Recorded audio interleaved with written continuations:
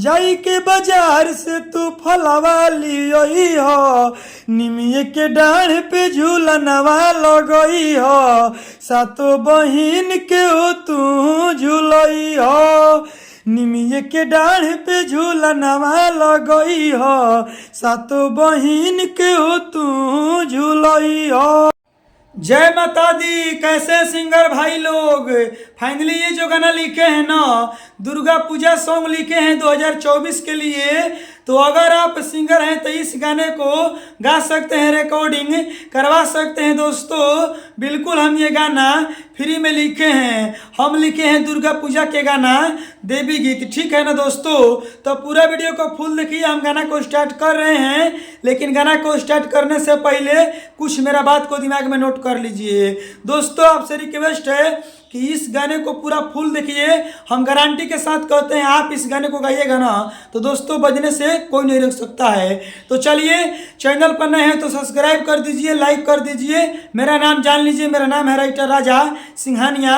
चलिए, विशेष क्या बोलेंगे, हम गाना को स्टार्ट करके पहले सुनाते हैं, उसके बाद में समझाएंगे। स्क्रीन पर देखिए लक्ष्य गोई। चलिए दोस्तों, ये मुखड़ा है, हम मुखड़ा को गा रहे हैं। ए पिया भूखल बनी हमहू तो नामी, पूजा में होखे न मैया के कमी।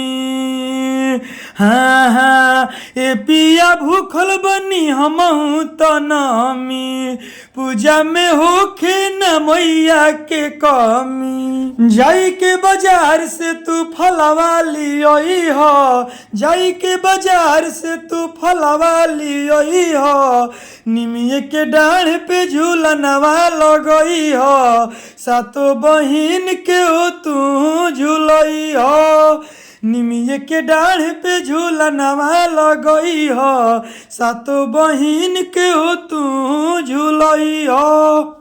चलिए दोस्तों, ये पहिलका अंतरा है, हम पहिलका अंतरा को गा रहे हैं। कुछु के बाटे न हमनी के कमी, मैया के कृपा से बन जाई में मामी। हाँ हाँ, कुछु के बाटे न हमनी के कमी, मैया के कृपा से बन जाई में मामी। गैया के घिउआ तू जाके लियोई हो, गैया के घिउआ तू जाके लियोई हो, निमिये के डाढ़ पे झूलनवा लगई हो, सातो बहिनी के हो तू झूलई हो, निमिये के डाढ़ पे झूलनवा लगई हो, सातो बहिन के हो तू झूलई हो। चलिए दोस्तों, ये दूसरा का अंतरा है, हम दूसरा का अंतरा को गा रहे हैं। मैया के मंदिर धोइनी लेके गंगा पनिया, संगे हमारा चली रउआ राजा सिंहनिया। हाँ हाँ, मैया के मंदिर धोइनी लेके गंगा पनिया, संगे हमारा चली रउआ राजा सिंहनिया।